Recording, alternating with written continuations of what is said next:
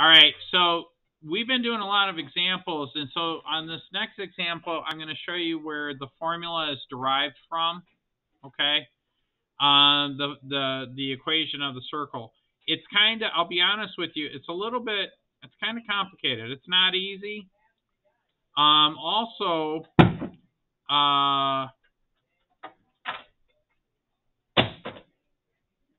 the one I want. All right, it's anyways, you're going to need to write all this down. So I'm going to start writing this down now, and I'm going to talk to you a little bit. I'm gonna talk to you in regular plain English, and then I'm gonna get very formal, very mathematical, and we're gonna step through this process to kind of prove why things work the way that they work. So basically, and so what do you need to write down? Well, I'm gonna highlight it, and when I highlight something, that's what I want you to write down. Okay? You don't have to write down every word, but you definitely have to sketch the graph on the XY plane and label the points. This is H comma K, though. I just realized you can't really tell what this is, so let me do that. Okay, so the circle is, by definition, there's a center point. Okay, that center point is the center point C, and it's H comma K. And by definition, that fixed distance means equidistant. It's the same distance from that center of the circle every time. That distance we call the radius. Okay? So I would put the center, C, comma, H, comma, K. Also, right above that, I would put, that's your X and Y value for the center. So right here is the center of the circle. Now, any point that is R away from it is a circle. That's how you make the outside of the circle. Well, if you do that on a two-dimensional Cartesian plane or an XY plane, that point lives on the circle. It has an X value and it has a Y value. But the coordinate plane shows a circle with a center of C, which is H comma K is what we call it, and the radius R, where P, X comma Y, is an arbitrary point on the circle, but not directly above or below, to the left or the right of C. Okay? And A, X comma K, notice that it's X comma K,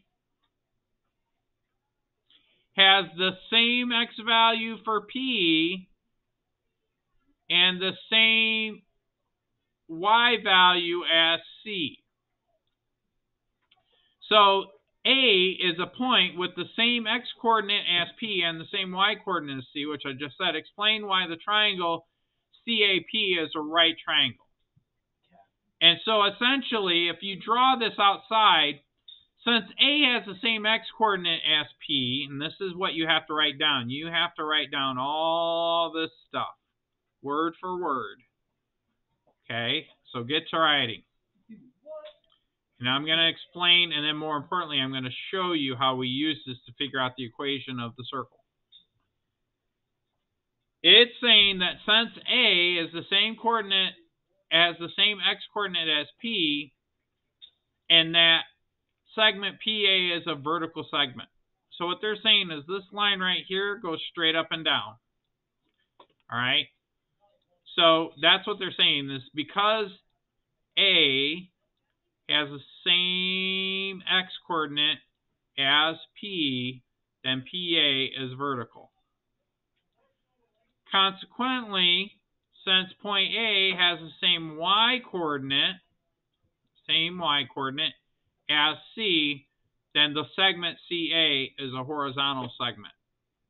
Now what they're referring to is that this is a horizontal segment because the X values are the same. PA is a vertical segment because the Y values are the same. That means that those two segments are perpendicular. That means that these make a 90-degree angle. So then that says that the angle, I'm sorry, I got away from the words. So the angle, CAP, is a right angle because it's 90 degrees. Therefore, the triangle CAP is a right triangle. And I kind of talked about this the other day just slightly. I briefly said, well, it's blah, blah, blah, blah, blah, but I didn't go into full detail or prove where the equation came from. So the reason I briefly talked about it is I was going to show you that we use the Pythagorean theorem to come up with this equation of a circle. All right? So I'm going to, in a few seconds, I'm going to give you a few seconds to finish writing this down. We're going to go through it and derive.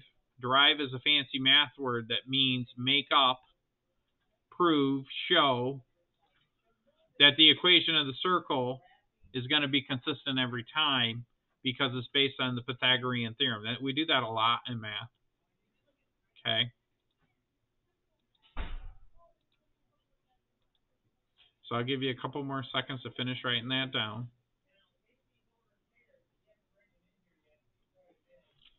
Okay.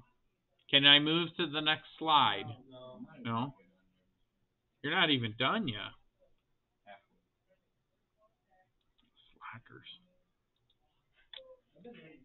I'm being nice. My professors in college never waited for me to finish writing my notes. I had to write so fast. Oh, it was tough. I had to walk uphill both ways. I had to walk to school 10 miles in the snow both ways uphill. Yep. Not complaining. It made me who I am, which is not a complainer. I'm tough. I am pretty smart. I would say I'm knowledgeable. I don't know if smart is the right word. I'm very knowledgeable. Yeah. Can I go to the next slide? All right, hurry up, write it down.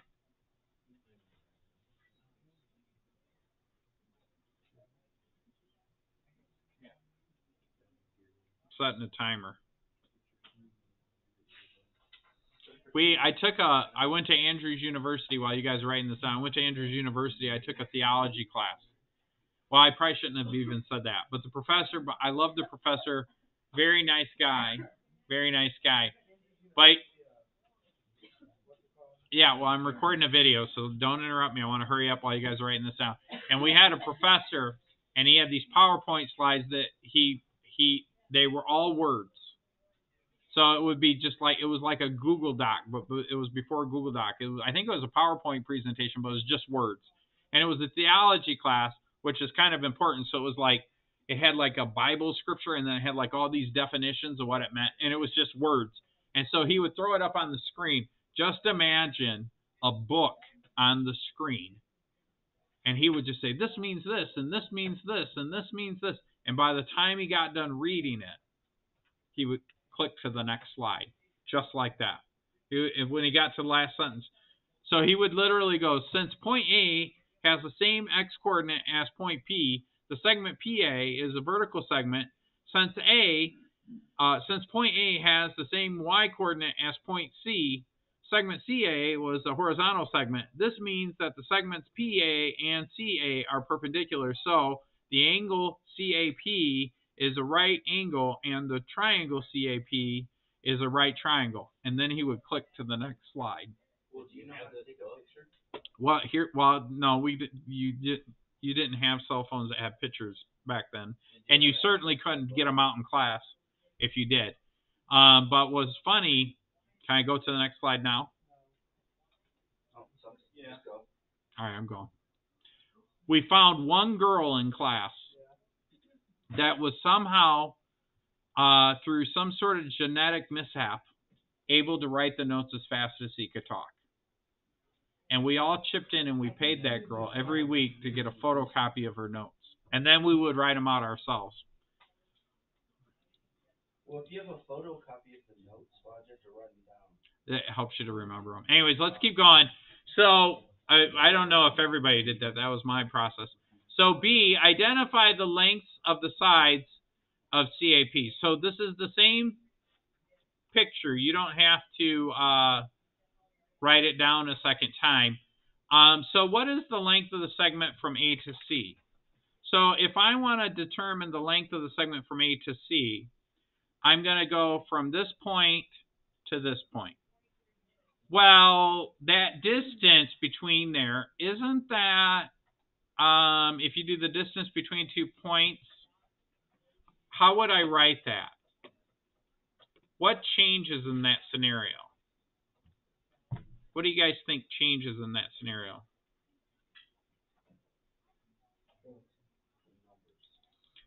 Well, what I'm saying is, isn't that the same as if I'm thinking of it in terms of x? So I have this term here. Whoops, I got to change that to a pen.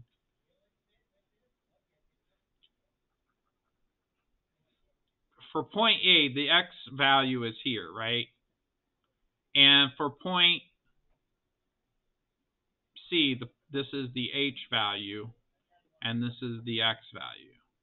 So the distance from them is x minus h, isn't it? X minus h. Uh-oh, does that look familiar? Isn't that the distance from point here to here? Right?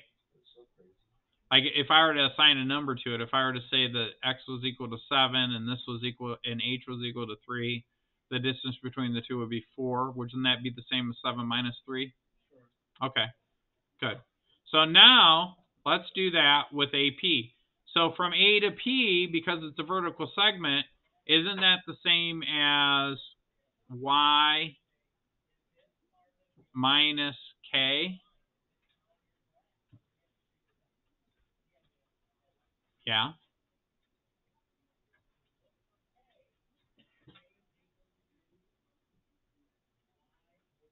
Does that make sense? Kind of process that and think about that. And then from C to P, we just say that that's R. Right? Well, let me change it and make that a different color. We'll just say that that's R, right? We're going to fill this in a second. But let's think about that. If I have a right triangle, and somebody alluded to it, and this is what I was trying to tell you guys earlier, but I didn't go through the full proof because I knew I was going to do it today. First of all, we just said in the last slide that this is a 90-degree angle. So this is the 90-degree angle. So that means if this was a right triangle, then we could think of this as A, we could think of this as B, and we could think of this as C. So for right triangles, A squared plus B squared equals what? C squared. But C is equal to R. B is equal to, what is B equal to?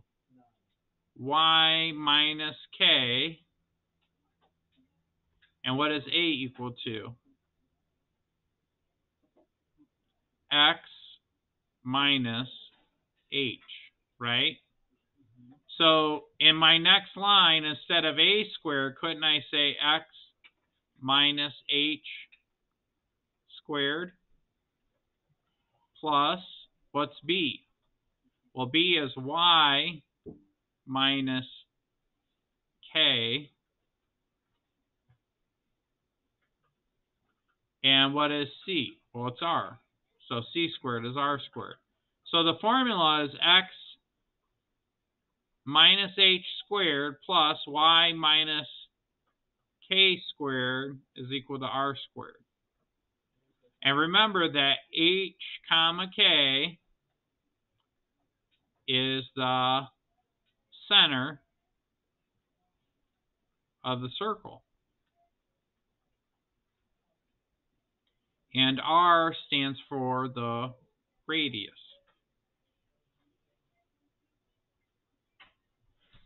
So you really, what do you need to write down? What I'd really like for you guys to write down is this line here. Well, let me back up. All of this stuff here. This stuff here. Yeah, basically what I wrote down. All the stuff that I added, we need to show that that is that. We need to show that this is this. This stuff here, and then filling in the blanks. This whole thing. Okay? And that is the equation. That's the equation for the circle. Equation of a circle. So I'm gonna type that in. Equation. Whoops. Why isn't it? Oh, I typed the wrong thing.